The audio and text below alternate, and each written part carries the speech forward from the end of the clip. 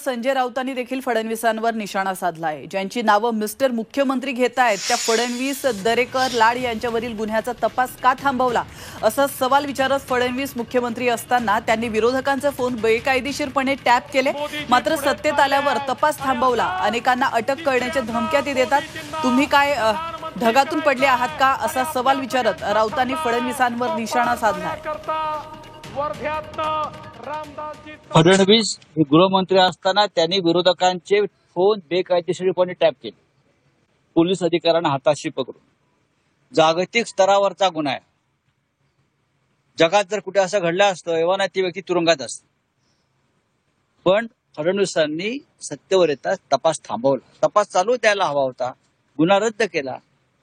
मुंबई बँकेच्या घोटाळा प्रकरणी दरेकरांची चौकशी सुरू होती, ती त्यांनी चौकशी थांबवली।